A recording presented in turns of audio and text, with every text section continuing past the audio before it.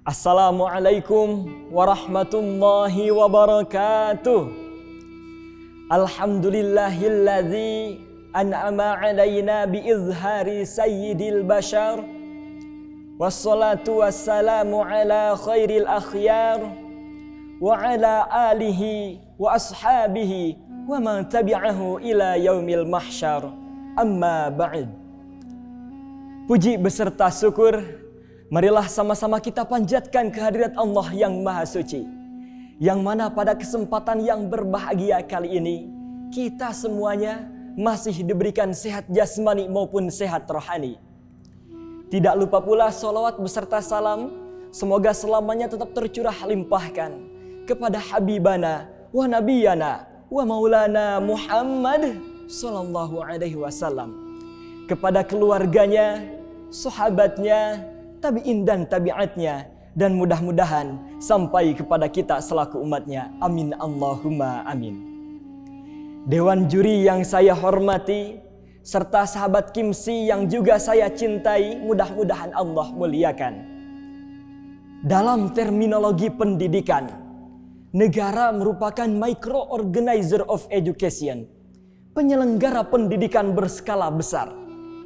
Pemimpin adalah gurunya, masyarakat adalah muridnya, sedangkan kebijakan pemimpin adalah materi pelajarannya.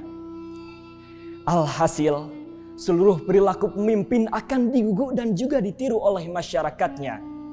Guru kencing berdiri, murid kencing berlari. Bangsa akan makmur jika pemimpinnya berbudi luhur, sedangkan bangsa akan punah jika pemimpinnya berakhlak rendah. Mari kita tengok sejarah. Jerman berantakan karena kekejaman Adolf Hitler. Rumania binasa karena kebiadaban Nicolas Ceausescu. Kemajuan Uni Soviet macet karena kebejatan moral Mikhail Gorbachev. Bahkan bangsa Indonesia kini merana setelah reformasi ternoda oleh oknum-oknum durjana, penikmat derita rakyat jelata demi kursi dan juga jabatan semata. Betul apa betul? Inilah hadirin potret buram nasib suatu bangsa karena krisis kepemimpinan. Lalu bagaimanakah solusi terhadap permasalahan tersebut? Sebagai jawabannya, kepemimpinan Rasulullah Sallallahu Alaihi Wasallam menuju baldatun thayyibatun wa rabbun ghafur adalah tema yang akan saya uraikan pada kesempatan kali ini dengan berlandaskan firman Allah dalam Al-Quran surah Al-Ahzab ayat 21. A'udzu billahi minasy syaithanir rajim. Bismillahirrahmanirrahim. Laqad kana lakum fi rasulillahi uswatun hasanah liman kana yarjullaha wal yawmal akhir wa dzakarallaha katsira. Shadaqallahul azim. Yang artinya, sesungguhnya telah ada pada diri Rasulullah itu suri tauladan yang baik bagimu, yaitu bagi orang yang mengharapkan rahmat Allah dan kedatangan hari kiamat, dan dia banyak menyebut Allah. Quran Surah Al-Ahzab ayat 21. Dewan juri yang arif dan bijaksana, serta hadirin yang berbahagia, dalam kajian ilmu balaghah, ayat tersebut merupakan kalam al-khabari, yakni informasi ilahiyah tentang kesungguhan agungnya akhlak Nabi yang harus kita teladani. Hal tersebut ditunjukkan dengan lafaz laqad karena secara semantik al-lamu lamul ibtida wa qad li tahqiqi li annahu fi'lul madhi yadullu ala taqidi. Menurut kajian ilmu ma'ani, ayat tersebut terdapat iltifatul kalam, yakni perpindahan dari suatu uslub ke uslub lainnya, dari lafaz lakum ke lafaz liman. Inilah hadirin yang disebut dengan iltifatul kalam min dhamiril khitab ila dhamiril ghaib. Esensinya menurut Muhammad bin Abdullah Az-Zarkasi adalah hikayatu halihim li ghairihi li ta'ajjubihi ala fa'rihim wa kufrihim. Menceritakan keadaan mereka kepada yang lainnya karena betapa anehnya terhadap perilaku dan keingkaran mereka. Relevansinya dengan ayat tersebut, betapa aneh dan ironisnya manusia telah diberi contoh oleh Rasulullah tetapi tidak mengikutinya. Pun demikian, betapa aneh dan ironisnya kita di tengah-tengah krisis kepemimpinan malah terlena dengan mekanisme dan prosedur pemilihan, dengan kos politik yang tidak lumayan, bahkan terkadang harus menelan banyak korban demi mewujudkan prinsip Vox Populi Vox Dei, suara rakyat adalah suara Tuhan. Namun sayang hadirin, harapan ini terkadang seperti sekuntum bunga nan layu sebelum berkembang. Karena kita masih sering menemukan oknum-oknum pemimpin hasil pemilihan yang masih dirasa memalukan, memilukan bahkan menyebalkan.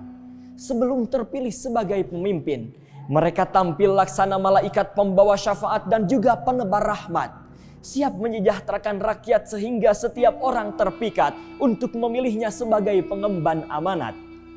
Namun setelah terpilih, ternyata bukan menjadi pelindung rakyat, melainkan menjelma jadi sosok penjahat, sosok keparat, bahkan sosok penindas dan perampas hak rakyat.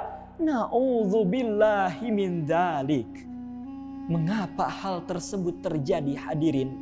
Disebabkan krisis kepemimpinan dan hilangnya roh keteladanan Nabi dalam jiwa seorang pemimpin. Padahal jika kita bercermin kepada Rasulullah SAW dalam kapasitasnya sebagai pemimpin umat, beliau senantiasa tampil sebagai uswatun hasanah dalam kepemimpinannya. Hadirin yang berbahagia, menurut Imam Ali As-Sabuni dalam Sofwatut Tafasirnya jilid 2 halaman 509, uswatun hasanah memiliki orientasi ay al-mithalul a'la alladhi yajibu ayyaqtadiyalahu fi jami'i aqwalihi wa af'alihi. Rasul merupakan figur yang luhur, contoh yang tinggi yang harus kita ikuti baik dalam perkataan maupun dalam perbuatannya. Dengan demikian, solusi untuk menghadapi krisis kepemimpinan menuju baldatun thayyibatun wa rabbun ghafur, pertama secara internal dengan cara membangun basis komitmen setiap pemimpin terpilih untuk senantiasa mengikuti sebagai uswatun hasanah sebagaimana kepemimpinan Rasulullah SAW. Kedua, secara eksternal dengan cara memperbaiki sistem suksesi rekrutmen calon pemimpin secara jujur, adil dan juga demokratis. Hal ini sangat signifikan untuk diaplikasikan terutama di negara kita Indonesia yang sedang dilanda krisis multidimensi, krisis ekonomi, krisis dedikasi, bahkan krisis ideologi. Pemimpin yang berjiwa profetik adalah solusi yang paling tepat. Dengan demikian hadirin, solusi untuk menghadapi krisis kepemimpinan menuju baldatun thayyibatun wa rabbun ghafur adalah setiap pemimpin terpilih harus menerapkan tipologi kepemimpinan Rasulullah SAW demi mewujudkan peradaban manusia supaya lebih bersahaja bahkan jadi umat yang luar biasa. Oleh karena itu hadirin, dapat saya simpulkan solusi menghadapi krisis kepemimpinan menuju baldatun thayyibatun wa rabbun ghafur dengan cara memperbaiki sistem rekrutmen, sistem pengawasan yang lebih modern, serta yang paling penting adalah membangun basis komitmen setiap pemimpin untuk selalu siap bersahaja, siap menjadi uswatun hasanah bagi setiap umatnya, sebagaimana kepemimpinan Rasulullah SAW. Cukup sekian yang dapat saya sampaikan. Mohon maaf apabila ada kesalahan dan kekurangan. Wabillahi taufik wal hidayah, waridho wal inayah. Wassalamualaikum warahmatullahi wabarakatuh.